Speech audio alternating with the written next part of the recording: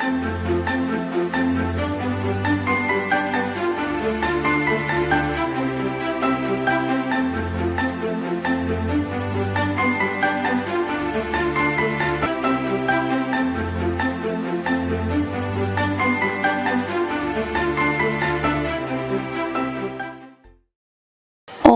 शांति।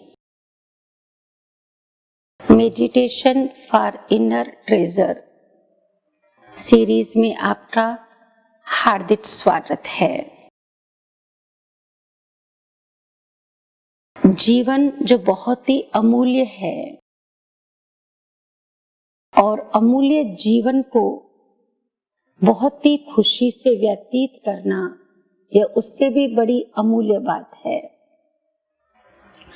और वह खुशी से जीवन तब व्यतीत होता है जब आत्मा सच्ची कमाई अपने जीवन में करती है।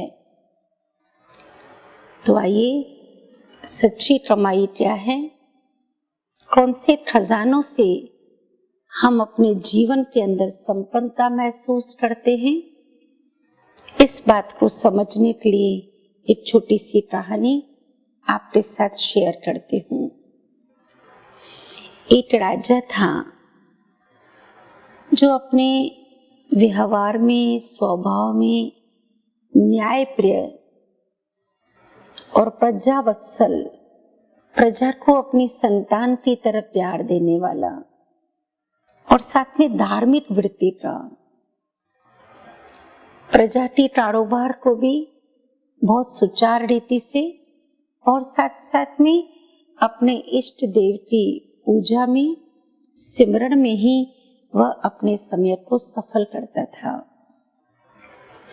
एक दिन उसकी श्रद्धा, पूजा भाव, भक्ति भाव देखकर इष्ट देव उसके ऊपर प्रसन्न हुए और उनको दर्शन हुआ।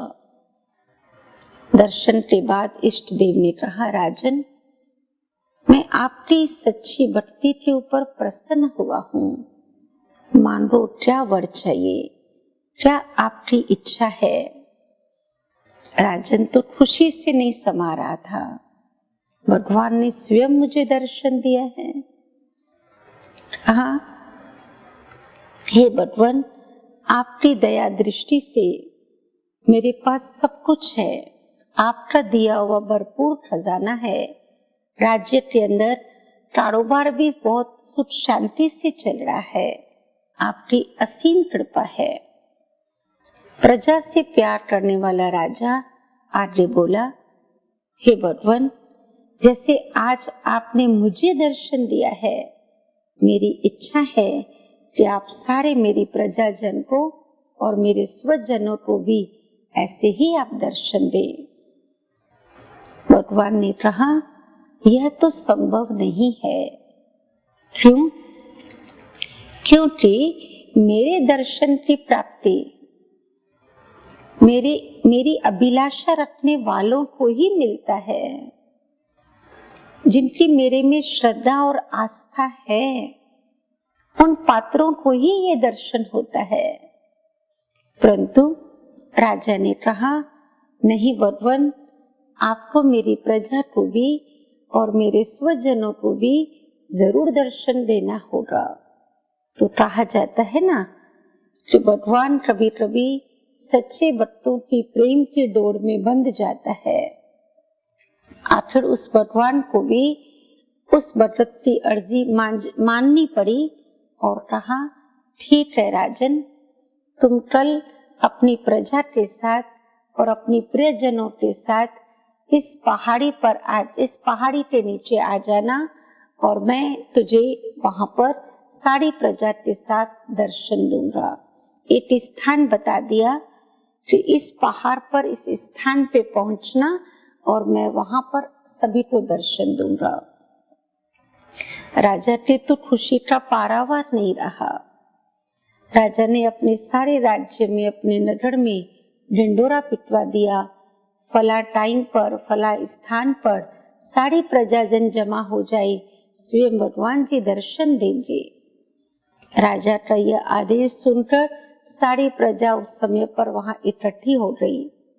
आगे राजा रानी पीछे वजीर मंत्री रण, पीछे राजा के और करीब रहने वाले और साथ साथ पीछे प्रजा चलती रही भगवान का दर्शन करने के लिए उस पहाड़ी पर जहाँ पर भगवान ने स्वयं दर्शन के लिए समय दिया था। जैसे आगे चले तो बहुत ही सुंदर एक साइड में तांबे के सिक्कों का पहाड़ तांबे के सिक्कों से चमकता हुआ दिखाई दे रहा था। कुछ प्रजाजन उस तांबे के सिक्कों की ओर आकर्षित होकर तांबे के सिक्के अपनी रथी में बांधने शुरू कर दिए। राजा ने कहा, अरे प्रजा, ये क्या कर रहे हो? भगवान के दर्शन का समय हो रहा है, ये संसार की लोभ लालच में नहीं फंसो, इसको छोड़ो, साथ में चलो।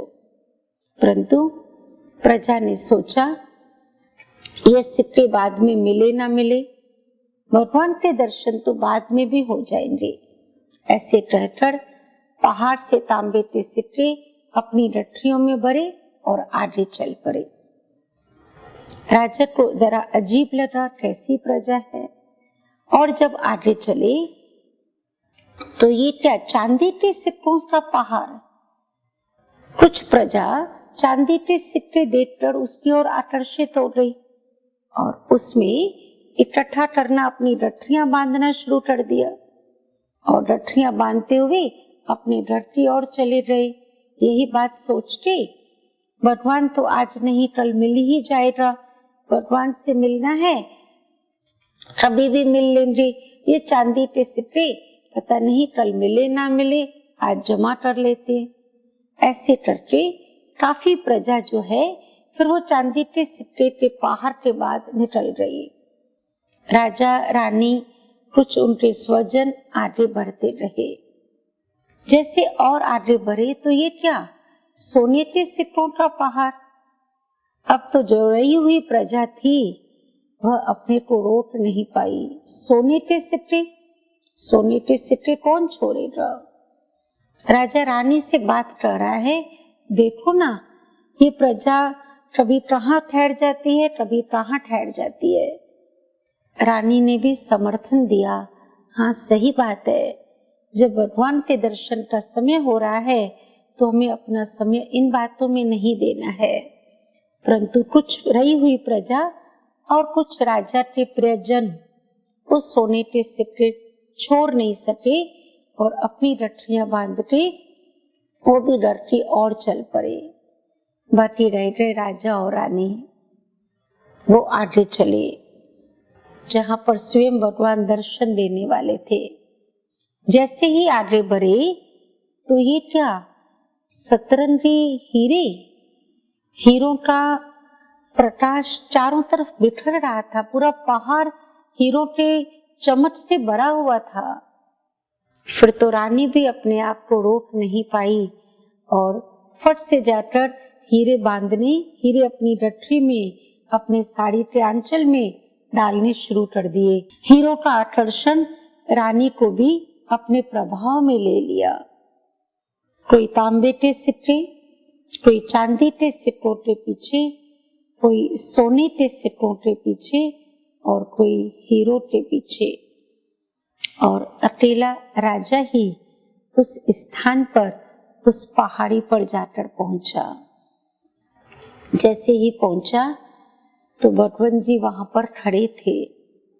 कहा, राजन, आपके स्वजन, आपके प्रियजन और आपकी सारी प्रजा कहाँ पर है? मैं तो बहुत समय से इंतजार कर रहा हूँ दर्शन देने के लिए। राजा ने यह बात सुनकर उनका कांध नीचे हो गया। परमात्मा ने राजा को ये बात समझाई कि हे राजन, जो संसारिक प्राप्तियों के पीछे लगे हुए रहते हैं, भौतिक जगत की उपलब्धियों के पीछे रहते हैं, इस विनाशी संसार की चीजों के पीछे रहते हैं, वह कदाचित मेरी प्राप्ति नहीं कर सकते हैं। वो मेरे दर्शन और आशीर्वाद से वंचित रहते हैं। मेरी प्राप्ति सिर्फ मेरे उन सच्चे भक्तों को होती है जिनके दिल में मेरे लिए प्यार, विश्वास और आस्था है। सुना सभी भाई बहनों ने ये कहानी? अगर आपको ऐसा राजा मिल जाए और आपके राज्य में, आपके नगर में ऐसा ऐलान हो, तो आप सभी उस पहाड़ी पर पहुंचेंगे ना, जहाँ पे भगवान दर्शन देने के लिए खड़ा है, कि आप भी चांदी, सोने, तांबे के सिक्कों में या हीरो में अटक जाएंगे? क्या विचार है सभी का? भगवान के दर्शन के अभिलाषी हैं या ये चीजों के पीछे जाएंगे? मैं समझती हूँ आप जरूर परमात्म दर्शन के अभिलाषी हैं ही। ये कहानी परमात्मा के साथ हमारा कितना गहरा संबंध है वो दर्शाती है। परंतु परमात्मा के साथ संबंध जोड़ने के लिए हम उस गुण का चिंतन करें जिस गुण के आधार पर राजा ने परमात्मा का दर्शन किया और प्रजा रह गई, रानी भी रह गई। राजा उस दर्शन तक पहुंचे, उस मंजिल तक पहुंचे, और वह गुण है अंतर्मुखता का गुण, इंट्रोवेट, अंतर ध्यान होना, अंतर्मुखी बनना। इस फिजिकल वर्ल्ड में जो बाह्य प्राप्तियां हैं, मटेरियलिस्ट प्राप्तियां हैं, जो जीने के लिए जरूरी भी है, पैसा, संपत्ति, मान, शान, घर, परिवार, सेहत आदि आदि, जिन सभी को पाने के लिए हम बाहर मुक्तता में आते हैं। परंतु बाहर मुक्तता के अभ्यास में इतना आ गए हैं जो अंतर्मुक्तता के मूल गुण को हम भूल ही चुके हैं।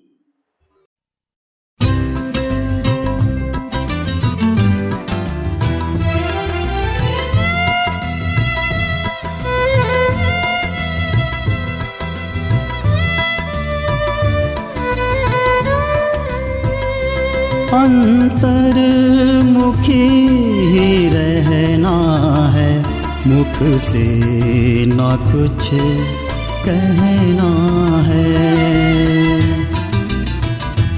अंतर्मुखी ही रहना है, मुख से ना कुछ कहना है। मौन की दुनिया में रहना है, शांति हमेशा लुटाना है।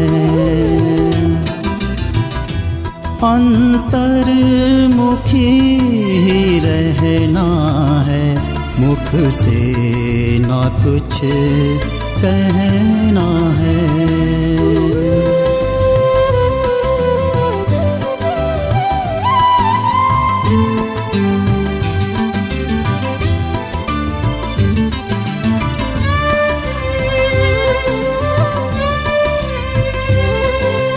बाहरी सुख से रह कर दूर, अंतर्मुख में सुख भरपूर।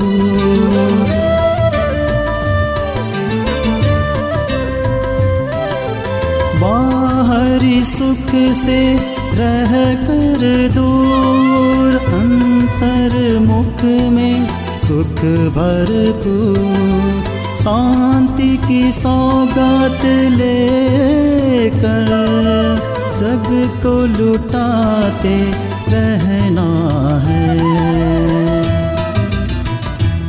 अंतर्मुखी ही रहना है, मुख से ना कुछ कहना है।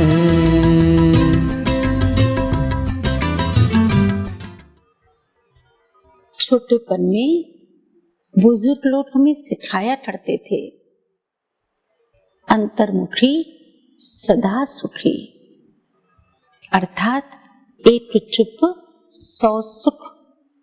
सब कुछ अंदर ही है। दुनिया की जो प्राप्ति है वो बाहर मुक्तता से होती है, परंतु जो स्पिरिचुअल ट्रेजर है, इनर ट्रेजर है, आंतरिक खजाने हैं, वह इस अंतर्मुखता के गुण से होते हैं। स्पिरिचुअल पाथ का पहला गुण है अंतर्मुखता। अंतर्मुखता माना ऐसे नहीं मैं चुप में बैठ जाऊं, परंतु अपने आप को बाहरी बातों से निकाल अपने मन की दिशा भीतर की ओर ले जाऊं, कुछ ज्ञान का चिंतन करूं, ज्ञान की गहराई में जाऊं, कुछ अपने आप से रिश्ता जोड़ूं। रही बात परमात्मा के संबंध की, सोचिए हमारे किस के साथ दुनिया में संबंध हैं, किसके साथ संबंध है, कितने संबंध हैं? सभी के सामने संबंधों की लिस्ट आ गई। कितने संबंध हैं? काके, चाचे, मामे, बहुत सारे संबंध हैं। वास्तव में 4 टाइप्स के संबंध हैं।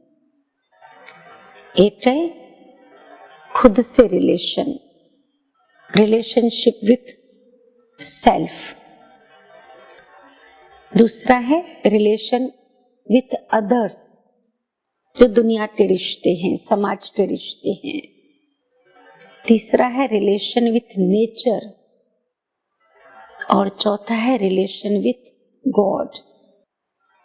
तो फर्स्ट है रिलेशनशिप विथ सेल्फ। तो मैं देखूं क्या मेरा अपने आप से कैसा संबंध है। मैं खुद ही खुद अपनी सुन पाता हूं, खुद को मैं ठीक कर सकता हूं, खुद के साथ मैं बातें करके अपने को एंजॉय कर सकता हूं, खुद को मैं क्षमा कर सकता हूं, मुझे खुद की कंपनी अच्छी लगती है। अगर मैं खुद ही खुद के साथ कंफर्टेबल नहीं हूं, कनेक्टेड नहीं हूं, तो सेकंड आता है दूसरों से रिश्ता। तो वो भी उलझे हुए रिश्ते हैं। उलझन के कारण ही फिर वो रिश्ते भी कमजोर पड़ जाते हैं। तीसरा रिश्ता, शायद उसकी तरफ किसी का ध्यान हो, शायद कोई ये भी सोचता हो कि नेचर के साथ भी कोई मेरा रिश्ता है, इसलिए देखो आज नेचर ने क्या हालत कर दिया है। चौथा, वो तो आपने कहानी में ही सुन लिया, समझ लिया कि भगवान के साथ संबंध आज इंसान का कितना है। चौथे संबंध के लिए तो बोलने की आवश्यकता ही नहीं। तो सबसे पहला जरूरत है खुद के साथ रिश्ता जोड़ना, क्योंकि self realization before God realization. तो आइए अंतर्मुखता के द्वारा हम अपने आप से रिश्ता जोड़ें। कुछ पल हम मेडिटेशन करें। ओम शांति।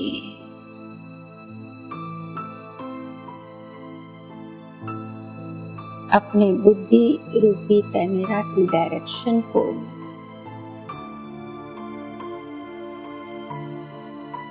बाहर से निकालकर अपने भीतर की ओर ले आएं।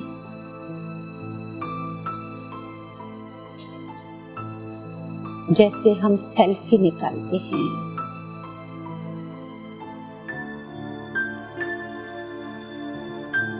अपने मन से बात करें।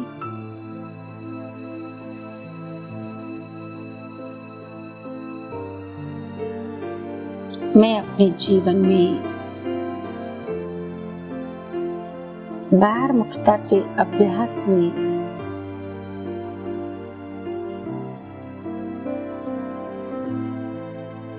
इतना व्यस्त हो गया हूं कहीं मैं अंतर्मुखता की परिभाषा तो नहीं भूल गया हूँ।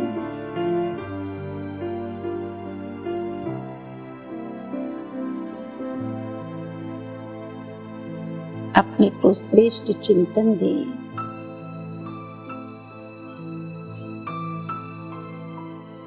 आध्यात्मिक प्राप्तियां मेरे भीतर है। सुख, शांति, स्थिरता, पवित्रता,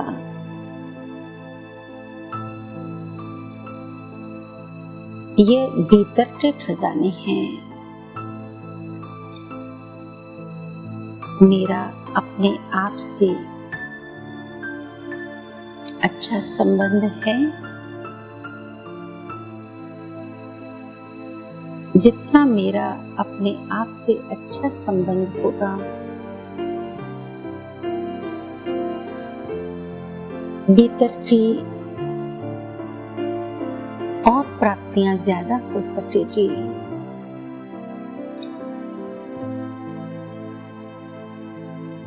अपने आप को और श्रेष्ठ चिंतन दें।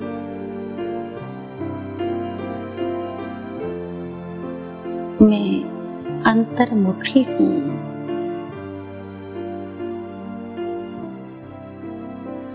मेरा अपने आप से बहुत अच्छा संबंध है।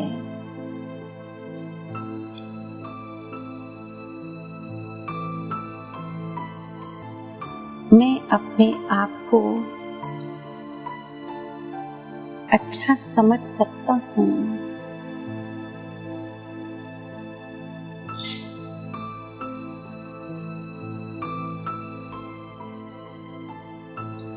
कैसा भी समय आए, मैं अपने आप को व्यवस्थित कर सकता हूँ।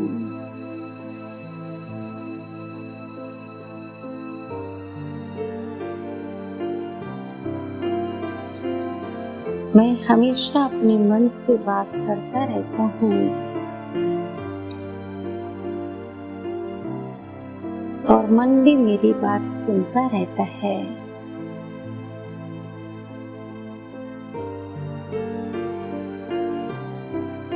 और मैं सबसे अच्छा संबंध उस व्यक्ति के साथ रखता हूँ जिसके साथ मुझे 24 घंटे गुजारने हैं।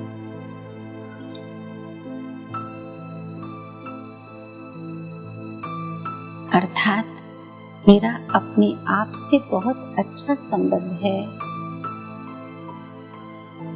मैं अपने से कनेक्टेड हूँ। मैं अपने आप में कंफर्टेबल हूँ। मैं अंतर्मुखी आत्मा हूँ।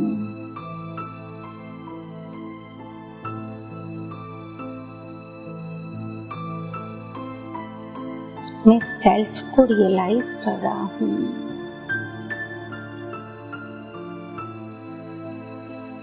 जिससे गॉड रियलाइजेशन के दरवाजे खुल रहे हैं।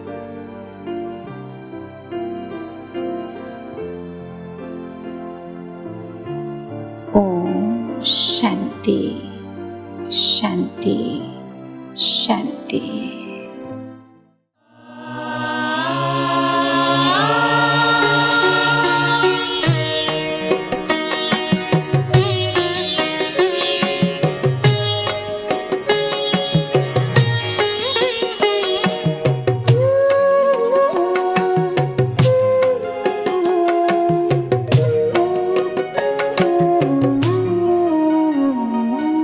सद्गुण अवगुण के कारण कोई हीरा है, कोई पत्थर है। सद्गुण अवगुण के कारण कोई हीरा है, कोई पत्थर है। धरती पर स्वर्ग बसा लेना, ओ मानव तुझ पर निर्भर है। सद्गुण अवगुण के कारण कोई हीरा है कोई पत्थर है। सद्गुण अवगुण के कारण कोई हीरा है कोई पत्थर है।